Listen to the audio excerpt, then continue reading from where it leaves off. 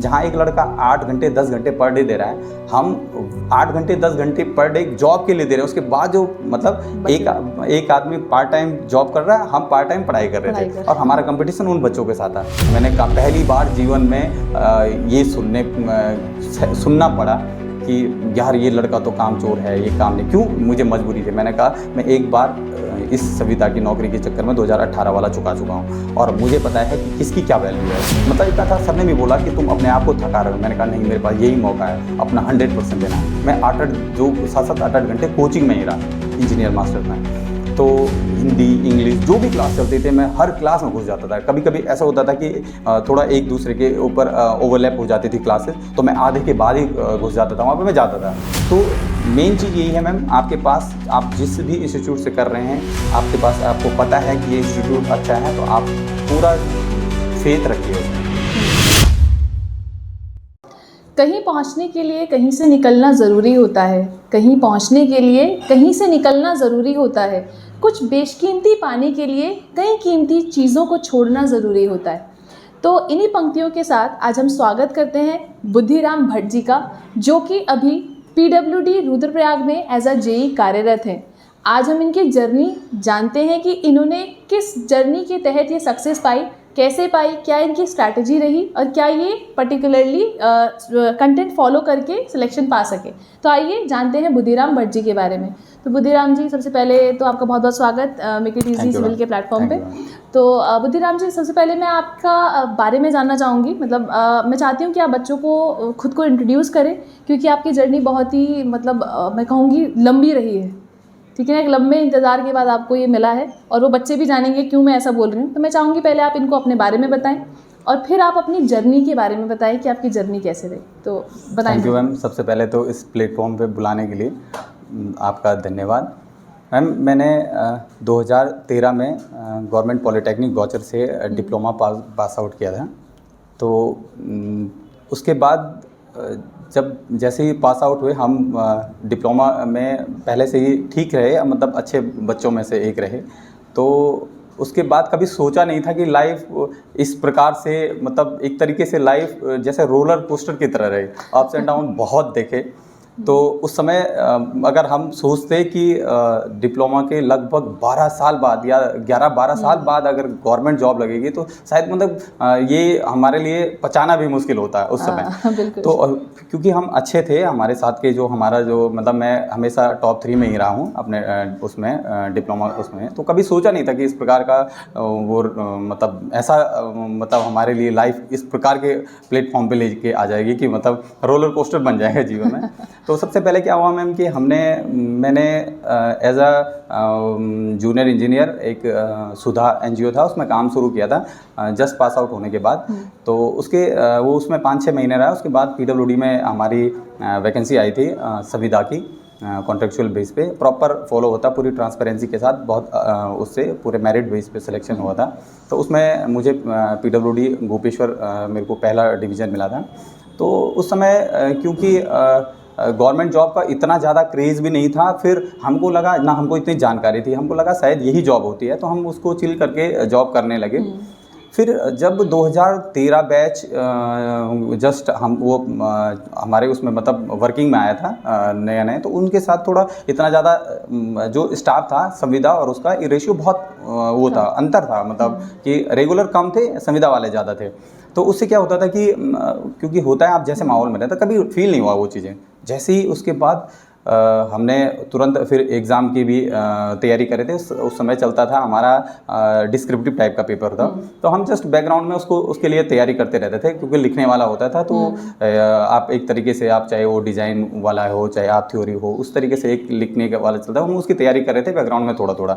Sudden 2015 में, अप्रैल 2015 में vacancy आते हैं UKPSC आयोग की। तो देखा था उसमें तो बिल्कुल सिलेबस चेंज हो गया हमारा ऑब्जेक्टिव वाला। तो हम भी ऐसा वो हो गए थे कि ये सडन डन कैसे हो गया, हम तो तैयारी इस तरीके की कर रहे हैं, और उस दोनों में बहुत अंतर है, आप भी जानते हैं बढ़िया तरीके से। तो देखा पूरा सिलेबस चेंज, पूरा पैटर्न ही चेंज हो गया था। उसके बाद हम जॉब में थे, जॉब के साथ ये होता था कि जैसे ही हमारे एग्ज़ाम की बारी आई, उस समय हमारा वहाँ पे विधानसभा सत्र शुरू हो गया, पूरी जिम्मेदारी हमारे ऊपर। तो विधानसभा सत्र में हम 2-2 बजे रात तक काम करवाते थे, सुबह 7 बजे उठना था, फिर दोबारा करना। तो हमने क्या करा कि उसमें तैयारी कर नहीं पाए, मतलब एक तरीके से उसकी वैल्यू नहीं थी हमारे लिए कि ये क्या कितना अंतर पड़ जाएगा, इस चीज़ का पता नहीं था कि इतना फ़र्क पड़ जाएगा इस चीज़ में। तो हमने क्या करा, सोचा कि यार शायद जॉब, क्योंकि हमको लेटर निकालेंगे, आप जा नहीं सकते बाहर, आप बगैर छुट्टी के नहीं जा सकते थे। ये चीज़ एक कहीं ना कहीं खौफ था कि यार कहीं नौकरी छूट जाएगी, पेपर निकले ना निकले और नौकरी भी छूटे, क्योंकि घर से पूरा कमाने वाला मैं एकमात्र सदस्य था। पापा जी की थोड़ा आंखें कमज़ोर हो गई थी ड्राइविंग करते करते, तो उनका थोड़ा मैंने उनको खुद ही रेस्ट पे रख दिया था कि आपने डिप्लोमा करा दिया, अब आप आराम करिए, मैं खुद कर लूँगा। तो वो सब चलता रहा। तो उसके बाद सडन नवंबर में हमारा पेपर हुआ, तो मुश्किल से 2 या 3 दिन मिले थे पढ़ने के लिए, वो पढ़ा, उसमें कुछ मार्क्स से चूका, क्योंकि वो वैकेंसी काफ़ी लंबी गई, आपको पता है आयोग बहुत टाइम लगा था। तो नवंबर 2015 में हमने पेपर दिया था।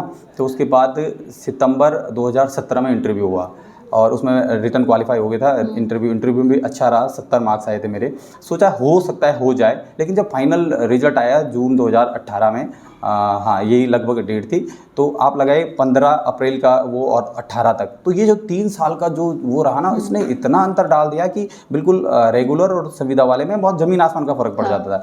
फिर जैसे ही उसमें देखा कुछ मार्क्स से चूक गया था मैं, बहुत बुरा लगा। मतलब मैं लिटरली वो रात में अभी भी याद करता, जब मैंने वो रिजल्ट सुना और मेरा नहीं हुआ था, मेरा बीपी लो हो गया था। तो मैं मतलब एक तरीके से पूरा बीमार हूँ, डिप्रेस हो गया था बहुत बुरी तरीके से, क्योंकि सोचा नहीं था कि शायद नहीं होगा। फिर उस समय हम एक तरीके से अबोध ही बोलेंगे, ज़्यादा जानकारी नहीं थी, उसकी वैल्यू भी पता नहीं थी। तो जब वो झटका लगा मैम, उसके बाद जस्ट बाद, मतलब मुझे पता नहीं था लाइफ ऐसे वो दिन दिखाएगी, उसके जस्ट बाद 1-2 महीने बाद हमारा ड्राफ्टमैन का रिजल्ट आया, उसमें मेरा आधा नंबर से चूक गया। वो एक और झटका था। तो ये लगातार बैक टू बैक 2 झटके लगे। उसके बाद मुझे ये लगा कि यार कहीं ना कहीं कमी थी, क्योंकि डेफिनेटली 2018 वाले पेपर के लिए मैं मानता हूँ हमने उस लेवल का पढ़ा ही नहीं था जितना पढ़ना चाहिए था। साथ वाले जो होते, क्योंकि हम जॉब में थे, और हमारे पास जॉब में पीडब्ल्यूडी में जॉब करना, हमारे जो आज के जो दोस्त अभी सेलेक्ट हुए हैं वो जानते हैं कि पीडब्ल्यूडी में जॉब करने के बाद आप एक 4th क्लास का पेपर नहीं निकाल सकते अगर किसी ने तन्मयता से घुस गया। तो हम वैसे ही घुसे थे, तो नहीं हो पाया।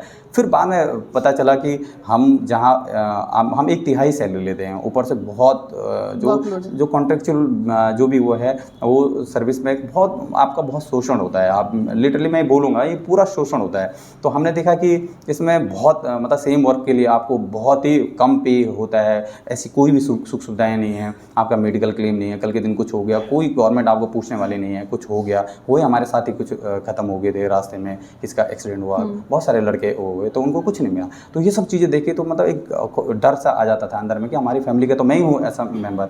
फिर ये चीज़ चला, तो वो निकलने के बाद कोई पेपर ऐसा थे नहीं, 1-2 वनडे एग्ज़ाम्स के जो आते थे उनमें हम कर नहीं पाते थे, क्योंकि उसके लिए थोड़ा एक मतलब कंपटीशन बहुत ज़्यादा, 4 सीट 6 सीटें ऐसी निकलती थी। तो उसके बाद मैंने एक चीज़ जो मैंने बहुत अपने को मैं वो मानता हूँ कि मैंने ये सही किया कि मैंने ना पढ़ाई नहीं छोड़ी। जब भी कोई पेपर आता था, चाहे वो 4 पोस्ट के लिए आता था, मैं देता रहता। एसएससी मैंने हर साल दिया, नहीं हो पाया कभी। मैं जैसे जैसे पहले दिया बहुत नज़दीक, उसके बाद दूर दूर होते रहा, फिर पता चला कि यार कंपटीशन बढ़ रहा है, टफ पेपर बन रहे हैं, हम उतना दे नहीं पा रहे हैं। क्योंकि जहाँ एक लड़का 8 घंटे 10 घंटे पर डे दे रहा है, हम 8 घंटे 10 घंटे पर डे जॉब के लिए दे रहे हैं। उसके बाद जो मतलब एक आदमी पार्ट टाइम जॉब कर रहा है, हम पार्ट टाइम पढ़ाई कर रहे थे, और हमारा कंपटीशन उन बच्चों के साथ था। तो फिर मुझे लगा कि कहीं ना कहीं ये बहुत टफ हो जाएगा ऐसे करना। तो बीच में क्या हुआ कि हमने कुछ जॉब के उसमें ही हमारे संघ ने हड़ताल शुरू करी थी। तो उसके जस्ट बाद हमें 2020 में हमने हड़ताल करी थी, तो जिसमें फिर गवर्नमेंट ने हमको हटा दिया था। वो कहीं ना कहीं एक मेरी लाइफ में एक टर्निंग पॉइंट था, जो मेरे मतलब एक तरीके से मेरे ईगो को भी बहुत हर्ट हुआ। क्योंकि हम संविदा वाली पोस्ट में ये होता था कि हर बार गिड़गिड़ाना, हमारा रिन्यूअल करो, फिर ये अपनी हर चीज़ के लिए लड़ना पड़ता है, ये सब चीज़ें। तो ये चीज़ जैसे हम बाहर हुए तो लोगों ने, जो हमारे साथ के दोस्त, कई लोग परेशान हुए, क्योंकि कई की शादी हो गई थी। मेरा एक सौभाग्य की बात थी कि मैं शादी नहीं किया मैंने, क्योंकि ये इसलिए था कि मुझे पता था कि कहीं ना कहीं ये जिम्मेदारी है, और जब तक मैं अपने जो मेरा गोल है लाइफ में वो अचीव ना कर पाऊँ तब तक मुझे इस चीज़ में नहीं पढ़ना है। मेरे घर वालों ने भी कभी इस चीज़ के लिए फोर्स नहीं किया। तो उसके बाद जब हम सब बाहर हो गए तो मैंने उस चीज़ को, जो हमारे साथ वाले कुछ डिप्रेशन में चले गए थे, मैंने उस चीज़ को अपना स्ट्रेंथ बनाया। मैंने कहा नहीं, अब मैं सिर्फ करूँगा तो गवर्नमेंट जॉब और इसकी तैयारी करूँगा। उसके बाद मैंने फॉर्चुनेट ये हुआ, मेरी दोस्त है एक रचना बहुगुणा, उन्होंने यहाँ से इंजीनियर मास्टर से कोचिंग करी थी। तो उन्होंने मुझे बताया कि यार ये देहरादून में बहुत बढ़िया इंस्टीट्यूट है। हम दोनों ही आए। तो मैम जब 2022 की बात है, जब ये रिक्रूटमेंट निकला था, दिसंबर 2021 में निकला था। तो हम उस बीच सिर्फ यही सोचते रहे, कुछ ऐसे ही पारिवारिक वो भी चल रहे थे, जो होता है ज़रा, क्योंकि हमारा जॉब हट गई थी, डिप्रेशन में भी थे ही कुछ इस तरीके से। लेकिन हमने कहा इसको किस तरीके से थोड़ा एक स्ट्रेंथ में बनाया जाए। तो फिर मैंने अपने आप को, जो भी थोड़ा बहुत अपनी सेविंग्स वगैरह थी, कुछ दोस्तों से लेके सीधा देहरादून आ गया। तो फिर हम दोनों, मेरे साथ मेरी जो सहकर्मी ही थे, हम वो PMGSY में पोस्टेड थी उस समय, संविदा में ही। तो उसने मुझे यहाँ पे रास्ता बताया। पहले दिन मुलाकात हमारे हिमांशु सर से हुई। तो आप यकीन नहीं करेंगे, जहाँ फीस 18,000 17-18,000 थी, सर ने मेरे से बात करके 1 घंटे की ही थोड़ा एक मुलाकात, उन्होंने मेरा बैकग्राउंड पूछा, वो उन्होंने मुझे सीधे 50% बोला कि आप इतने पे करो, कोई दिक्कत नहीं है, क्योंकि मेरे पास पैसे नहीं थे। लिटरली मेरी वो फीस में मेरे दोस्त ने दी। और एक जॉब के साथ मैं ये बोल रहा हूँ, क्योंकि मेरी ऑलमोस्ट सेविंग निकल गई थी। मैंने घर बनाया था तो सारा वहाँ लग गया था, कर्जे में था ऊपर से। ऐसे टाइम पे मेरी वो जॉब निकल गई थी। तो वो दौर बहुत बहुत बुरा था, बहुत। मैं वो अभी भी मेरे मतलब मैं बिल्कुल रुन से जाता हूँ अगर मैं वो समय याद करता हूँ। तो वो टाइम था। उसके बाद हमने 9 फरवरी से, और हमारा 7 मई को शायद पेपर हुआ था, सिर्फ 3 महीने मैंने बहुत हार्ड वर्क किया सर लोगों की गाइडेंस में। हमारे 3 बैच 4 बैच चलते थे यहाँ पे, मैं हर बैच में पार्टिसिपेट करता था। मैं सुबह 8 बजे निकल जाता था कोचिंग के लिए, और मैं शाम को 9 बजे निकलती थी। हमारे लास्ट 8 बजे 8:30 बजे तक क्लास चलती थी तिवारी सर की, वो तक पूरा करता था। बीच का 2 घंटे 2.5 घंटे मिलते थे, हम उसको कहीं पर बैठ के अपना वो करते थे। दोस्त ने तो अपना रूम ले लिया था, मेरा भाई के रूम से आता था, तो मैं वापस नहीं जाता था वहाँ पे कभी कभी।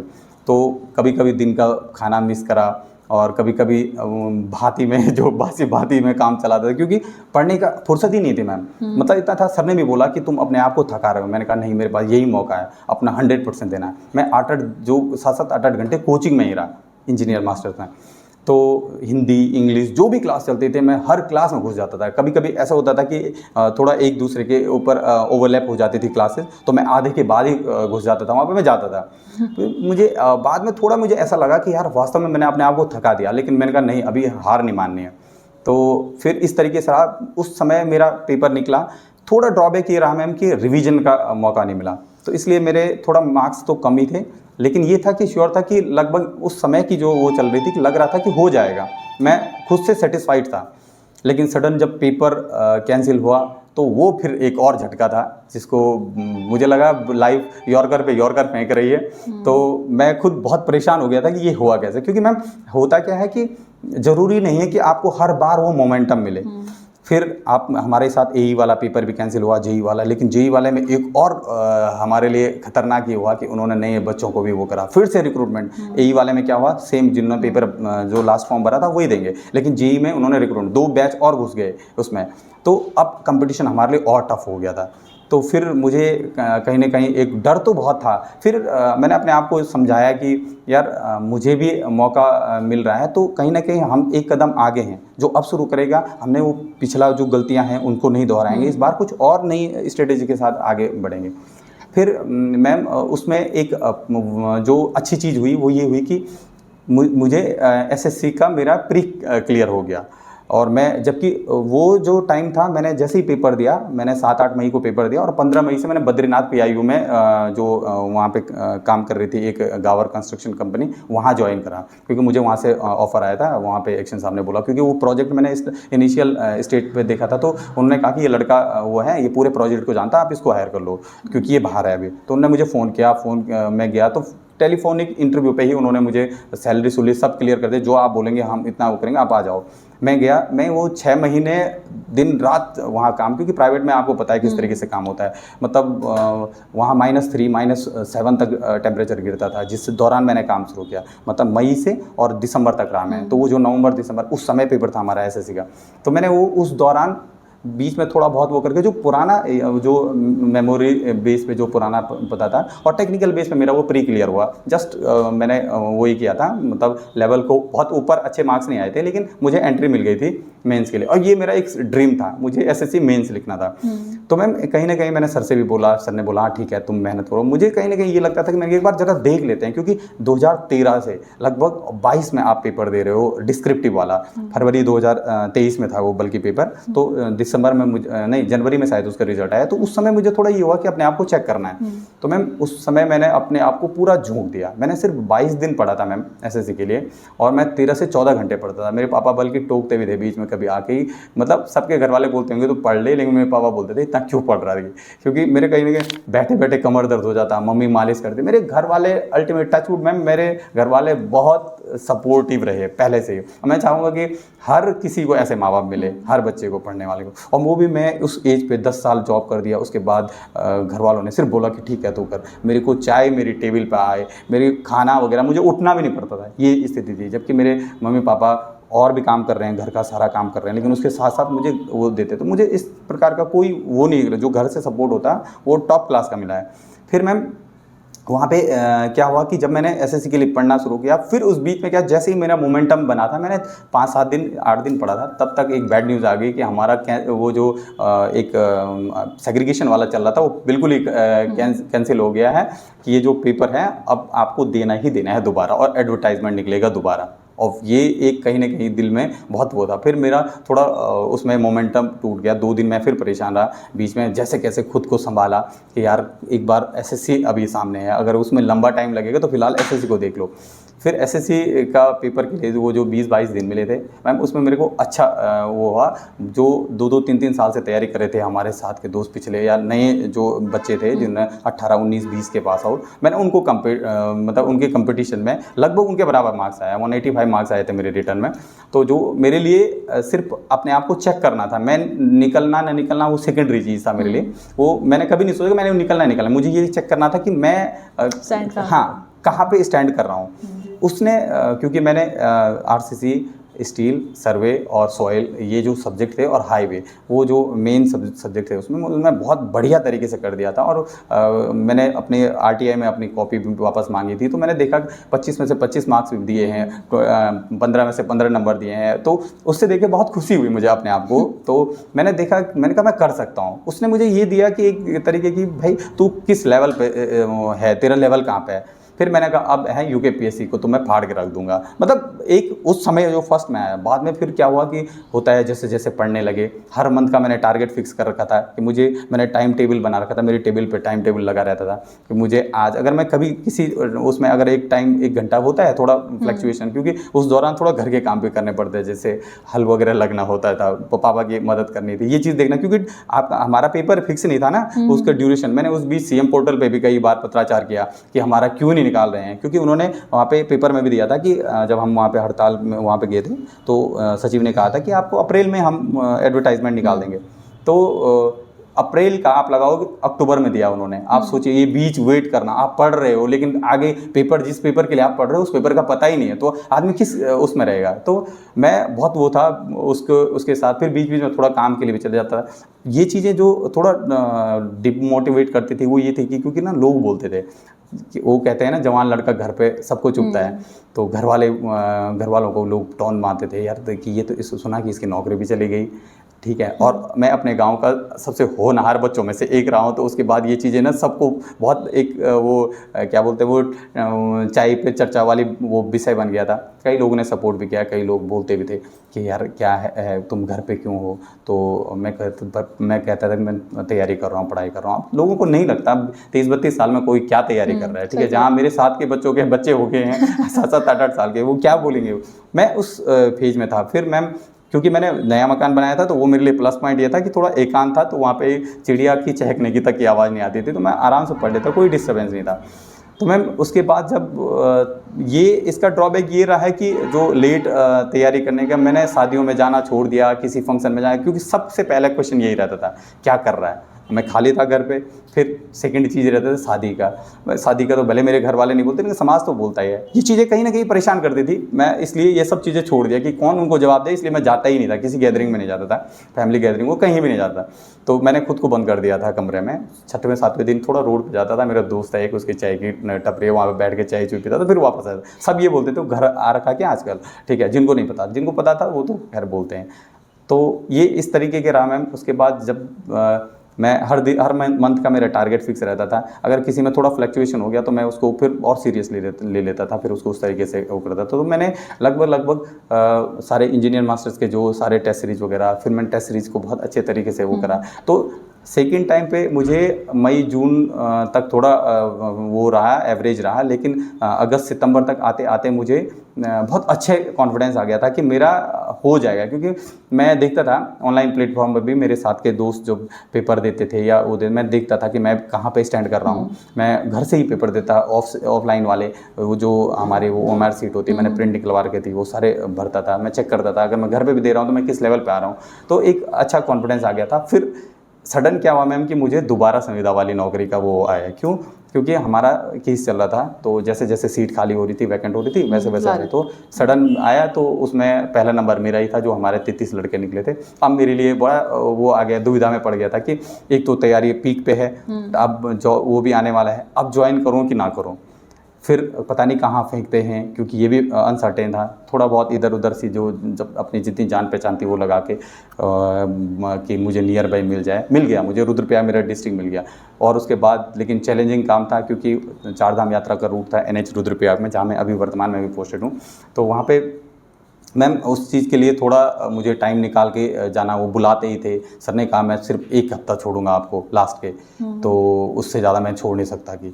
और मेरे लिए बहुत टफ हो गया था ये, क्योंकि मैम मैंने 31 अक्टूबर को ज्वाइन किया था। अब आप लगाए 23 दिसंबर को मेरा पेपर था, और अक्टूबर में तब तक आए भी नहीं थे, हमारा रिक्रूटमेंट भी नहीं आया था। मैं परेशान हो गया था। फिर मैं जाता था, अवॉइड करता था। मैंने पहली बार जीवन में ये सुनना पड़ा कि यार ये लड़का तो कामचोर है, ये काम नहीं। क्यों? मुझे मजबूरी थी। मैंने कहा मैं एक बार इस संविदा की नौकरी के चक्कर में 2018 वाला चुका चुका हूँ, और मुझे पता है कि किसकी क्या वैल्यू है। इसलिए मैंने उस समय ये सोचा था कि मैं छोड़ दूंगा अगर छोड़ना भी पड़े। फिर मैंने सर को बोला मुझे विदाउट पे विदाउट लीव दे। उन्होंने कहा नहीं, आप ऐसा करो, जितना काम होगा आप करो, उसके बाद। फिर मैं 2-3 घंटे निकालता था अपना ऑफिस के लिए। फिर जो काम होता था, कभी साइड जाना होता था, वो उसके बीच थोड़ा सा डिस्टर्बेंस रहा मैम, लेकिन मैंने फिर उसको टाइम को थोड़ा आगे यूटिलाइज़ किया कि अगर मैं यहाँ 2 घंटे 3 घंटे ये बर्बाद कर रहा हूँ, तो थोड़ा दूसरा जो हमारा मतलब रात को थोड़ा लेट वो करो। तो वो सब चलता रहा मैम। उसके बाद फाइनली जब एग्ज़ाम की बारी आई, तो एग्ज़ाम के दिन तो थोड़ा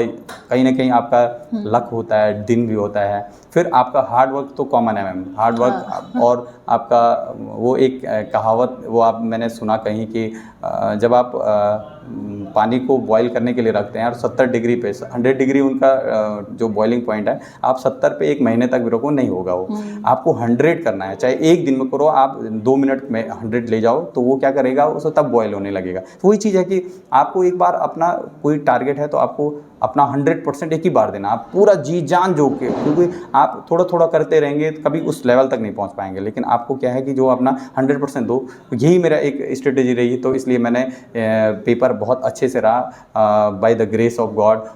बाबा केदार और बद्रीनाथ की कृपा रही, मैंने दोनों जगह सर्विस करी। तो उनने फाइनली मुझे मेरा गोल जो था, पेपर अच्छा रहा, मुझे भरोसा हो गया था कि ये हो जाएगा, क्योंकि 700 प्लस मार्क्स थे।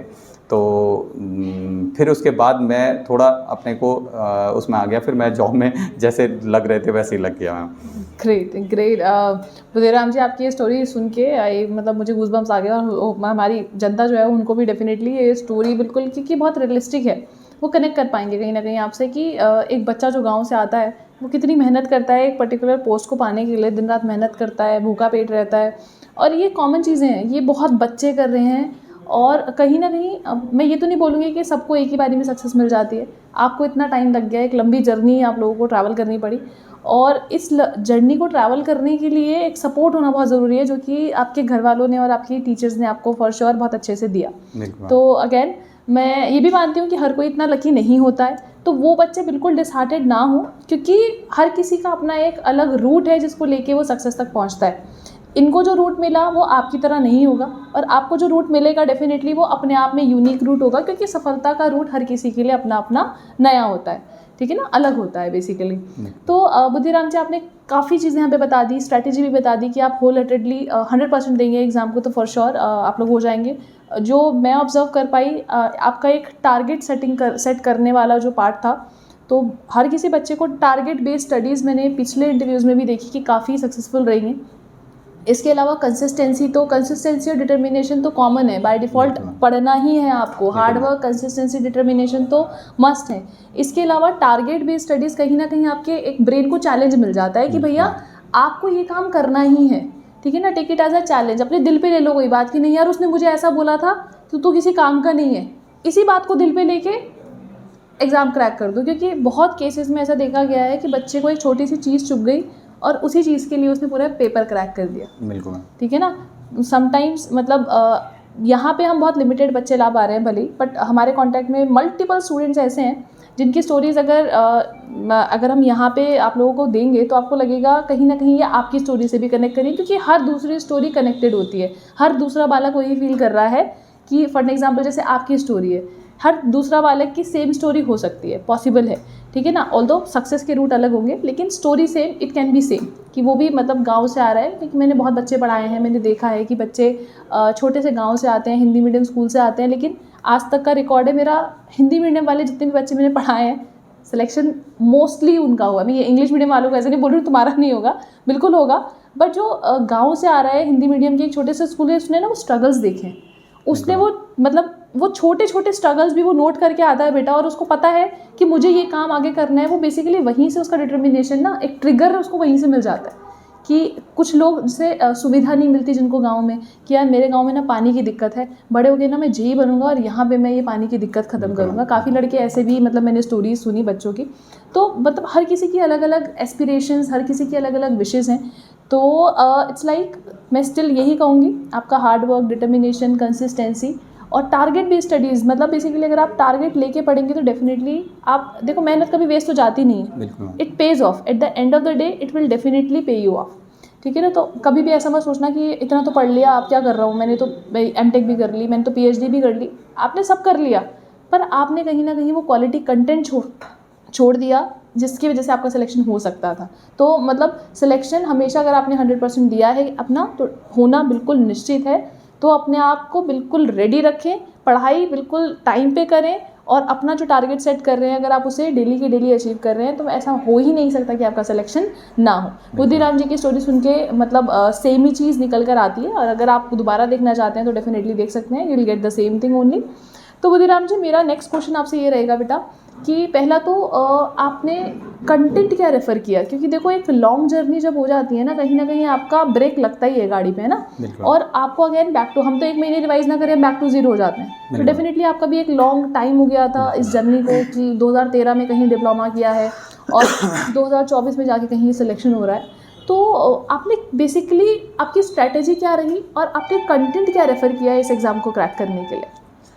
मैम, जैसा मैंने इससे पहले भी बताया कि जब मैं इंजीनियरिंग मास्टर्स में आया था तो इससे पहले मैंने कोचिंग में ऐसा कुछ, क्योंकि हमने वो डिप्लोमा वाले पढ़ाई करी थी जिसमें आपको एक क्वेश्चन आता है डिस्क्रिप्टिव टाइप को, आपको लिखना होता है, आपको 10 नंबर का क्वेश्चन होगा, आपने लिख दिया, उसमें 8 नंबर मिलेंगे। हम उसमें जो की पॉइंट्स होते हैं उनको कहीं ना कहीं मिस भी कर लेते हैं, ज़रूरी नहीं होता है उसमें मिले गए। लेकिन अब हम जिस एग्ज़ाम में बैठ रहे थे उस एग्ज़ाम में आपको या तो मिलेगा या तो सीधे कटेगा आपको उल्टा देना पड़ेगा, जो आपने अच्छे जो क्वेश्चन करे हुए थे उसमें से भी कटौती करनी पड़ेगी। तो अब वो चीज़ें थोड़ा बदल गई थी, तो इसलिए क्या था कि मैंने जब फर्स्ट टाइम कोचिंग में आया तो सर से मुलाकात हुई, तो मैं भी एक्साइटेड ज़रूर था कि कोचिंग में ऐसा क्या होता है कि मैंने देखा है, मैंने मतलब पत्थर को हीरे बनते हुए देखा है कोचिंग से। जब देखा कि यार उसने कोचिंग ली थी इसलिए उस बंदे का सिलेक्शन हो गया, ठीक है, और वो हमसे भी एवरेज था, ठीक है, तो उसके बाद भी सिलेक्शन हो गया, तो कहीं ना कहीं कुछ ना कुछ तो होगा वहाँ। तो मैं यही चीज़ देखने आया था। फिर भले ऑल्दो मेरे पास इतना टाइम नहीं था, क्योंकि मैं बताया आपको कि जब फर्स्ट टाइम मैंने ऑफलाइन कोचिंग आपके इंजीनियर मास्टर्स में आके देखा था, तो मुझे ना वहाँ पे पहली एक टैगलाइन लिखी थी कि your best teacher is your last mistake. ठीक है। मैं उस समय उतना समझ नहीं पाया, मैं उस पर थोड़ा वो करता रहता था कि यार ये लिखने का मतलब क्या है। तो वास्तव में आपने जो अभी तक की गलतियाँ की है ना, अगर आपको आपका बेस्ट टीचर मिल गया ना, तो वो मेरे लिए इंजीनियर मास्टर साबित हुआ। तो मैंने देखा जब हिमांशु सर से मुलाकात हुई और अजय तिवारी सर से मुलाकात हुई, आप लोग थे वहाँ पे और ऋषि सर थे वहाँ पे, तो सब लोग थे।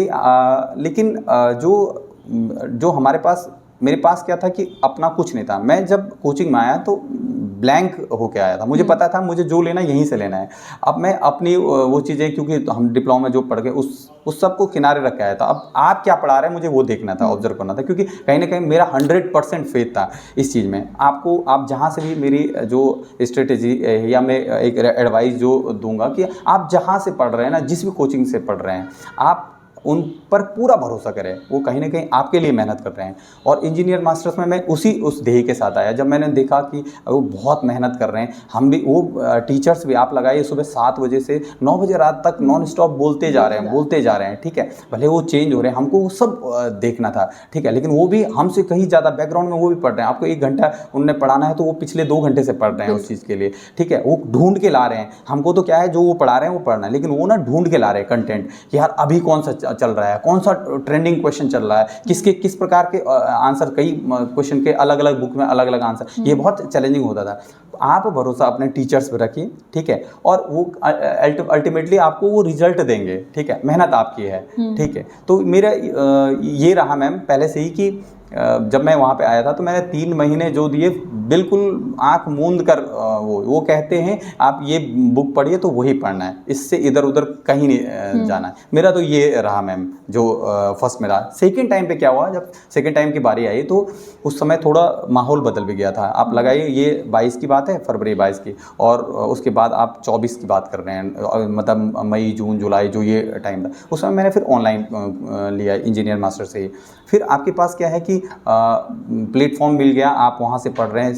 जो हमारा कंटेंट था वो मेरा वही रखा था, क्योंकि मुझे पता है इससे बाहर कुछ नहीं। जेईई के सिलेबस में जो है वो सिलेबस में वो पूरा जो पढ़ा रखा हमको वही। अपने पुराने नोट्स मैंने दोबारा नोट्स बनाए, मैंने 3 बार नोट्स बनाए, ठीक है। मतलब एक बार फर्स्ट टाइम के थे, 2 बार इस समय बना चुका था, प्योरली उसी डेडिकेशन के साथ, जैसे मैंने कुछ पढ़ा ही नहीं पहले। एक बार पूरा कंप्लीट हुआ, दोबारा सिलेबस करने के लिए मैंने फिर से 0 से बैठा। आप लोगों की वीडियोस थी, वीडियो उसके हिसाब से फिर टेस्ट सीरीज कहीं से भी मिली, चाहे वो देहरादून हो, चाहे रुड़की हो, चाहे कहीं, कोई नहीं छोड़ी। चाहे वो NHPC की थी, यूथ की थी, कहीं से जहाँ से मिला कंटेंट मैंने प्रिंट करके, मेरे पास पूरा ढेर लगा पड़ा था। मेरा अपना प्रिंटर है तो मैं प्रिंट करने में बिल्कुल गुरेज नहीं करता था, तो मैंने सारे ही प्रिंट करके रख रखे थे। मुझे जितना टाइम मिलता था अपने दोस्तों को भी सजेस्ट करता था कि आप ये करो, और मैं उसको चेक करता था, फिर अपना लेवल चेक करता था। इसमें कोई टॉपर अगर 300 मार्क्स ला रहा है तो मैं अगर उसमें 310 ला रहा हूँ तो मैं थोड़ा 10 नंबर ये सोच के चलता है, 10-20 नंबर तो मैं घर पर बैठ रहा हूँ, इसलिए वो कोचिंग में बैठ के दे रहा है। तो मैं देखता था कि हाँ मेरा कंपटीशन लेवल, तब मैं मेरे लिए एक पॉजिटिव वो आता था कि चलो ठीक है, मोटिवेट होता था कि ठीक है यार मैं भी कर रहा हूँ उसमें, ठीक है, उसी लेवल पे कर रहा हूँ। कहीं ना कहीं मैं अपने आप को एक अच्छे एग्ज़ाम के लिए और एक अच्छे कंपटीशन के लिए तैयार कर रहा हूँ। तो मेन चीज़ यही है मैम, आपके पास आप जिस भी इंस्टीट्यूट से कर रहे हैं, आपके पास आपको पता है कि ये इंस्टीट्यूट अच्छा है, तो आप पूरा फेथ रखिए उसमें। मुझे एक नई चीज़ मिली, ये आपने पहली बार यूज़ किया है, इसलिए मैं बच्चों को ज़रूर बताना चाहूँगी। ये बुद्धिराम जी ने एक ना वर्ड यूज़ किया, भरोसा। एक इंटरव्यू मैंने IAS ऑफिसर का देखा था, क्योंकि ऑफनली मतलब मुझे अच्छे लगते हैं उनके इंटरव्यू सुनना, क्योंकि काफ़ी अच्छी चीज़ें पूछी जाती हैं उनसे मॉक इंटरव्यूज़ में, तो जो आपके ब्रेन की स्किल्स बढ़ाने में काफ़ी हेल्पफुल रहती हैं। तो वहाँ पे मुझे एक चीज़ उन्होंने इंटरव्यूअर ने पूछी थी, तो सामने वाले ने बोला था कि मैंने ज़िंदगी में कभी अपने टीचर्स नहीं बदले और कभी अपनी किताब नहीं बदली। तो मुझे आपकी बात सुन के वही याद आ गया, उस IAS ऑफिसर ने जो ये वर्ड बोला था, मतलब मॉक था ऑल्दो वो, पर क्योंकि उसकी रैंक आ गई थी तो वो दिखाते हैं, पब्लिश कर देते हैं कि ये हमारा स्टूडेंट है। तो वही मॉक में मैंने ये सुना था कि उसने बोला, मैंने ज़िंदगी में कभी अपने टीचर्स नहीं बदले, ना अपना भरोसा बदला और ना ही अपनी किताबें बदली। मैंने एक ही किताब रेफ़र की, लेकिन उसको 10 बार पढ़ डाला, और उसी शिद्दत से पढ़ा जिस शिद्दत से मैंने पहली बार पढ़ा था, बिल्कुल, है ना। और उससे उसका फ़ायदा ये हुआ कि वो किताब मेरे दिमाग में छप गई, उसके कॉन्सेप्ट्स मेरे दिमाग में छप गए। और जो पेपर आता है वो किताबों से नहीं आता, वो आता है कॉन्सेप्ट से। और कॉन्सेप्ट किसी भी किताब में क्वेश्चन बदल सकते हैं, कॉन्सेप्ट नहीं बदल सकते। तो मैंने ज़िंदगी में अपनी किताब नहीं बदली। अगर मेरे टीचर ने, उसने एक और चीज़ बोली, अगर मेरे टीचर ने 10 में से एक चीज़ भी गलत बताई है तो मैंने उस गलत चीज़ को भी सही समझ के पढ़ा है, क्योंकि मेरे टीचर ने बताई है, वो भरोसा। बिल्कुल। ठीक है, कि मेरा एक बार सिलेक्शन नहीं हुआ, 2 बार सिलेक्शन नहीं हुआ, और टीचर्स भी अपनी मिस्टेक को रिपीट नहीं करते हैं, उनको पता चल जाता है हाँ मेरी गलती है, अगली बार वो ठीक हो जाती है। तो अगर मेरे एग्ज़ाम को क्रैक करने के लिए 10 साल भी लगें तो भी मैं उन्हीं टीचर पे दोबारा भरोसा करूँगा, बिल्कुल मैम। क्योंकि उन्होंने मेरे लिए शिद्दत से मेहनत की है और मैंने उनकी मेहनत से अपनी मेहनत की। तो मतलब वो इंटरव्यू, कहते हैं ना कुछ इंटरव्यूज़ छाप छोड़ जाते हैं, तो मोस्ट ऑफ द इंटरव्यूज़ में ये चीज़ें रहती हैं, पर ये चीज़ बहुत नई थी जो आपने बोली, भरोसा। तो भरोसा बेसिकली इंसान भरोसा बहुत सोच समझ के करता है, मुझे ऐसा लगता है, और स्पेशली आजकल की दुनिया में एक भरोसा ऐसा है जो बहुत सोच समझ के किया जाता है, और अगर आप किसी पे भरोसा कर रहे हो तो दैट मीन्स आप भरोसा कर रहे हो, होल हार्टेडली कर रहे हो, फिर वो 19-20 नहीं होता, फिर वो 100% होता है।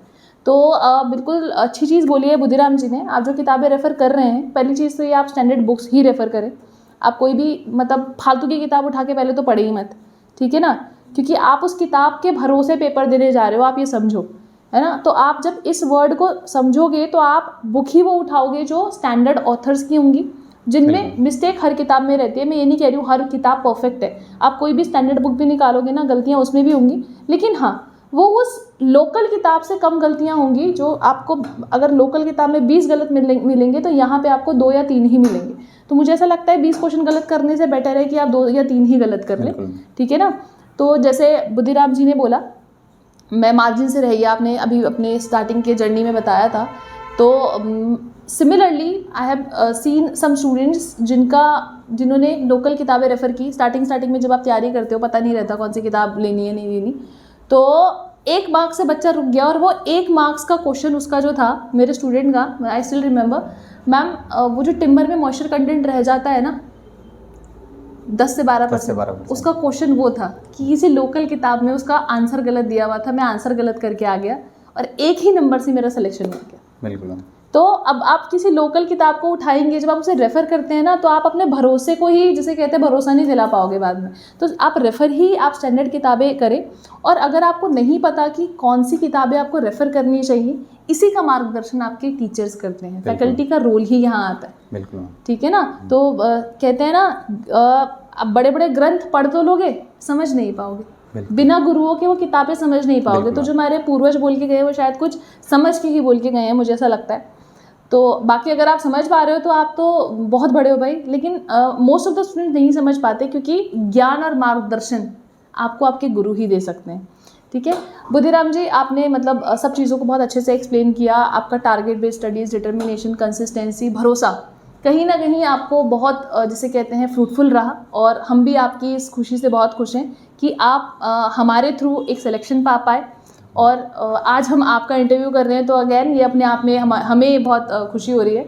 तो पहले तो मैं आपका बहुत बहुत धन्यवाद करना चाहूँगी यहाँ पे आने के लिए, और हम ये सेशन यहीं एंड करेंगे। एडवाइस हमारे बुद्धिराम जी ने ऑलरेडी आपको दे दी है कि आपको जब पढ़ना है तो अपना 100% दे के ही पढ़ना है, यही आपकी एडवाइस है आज की।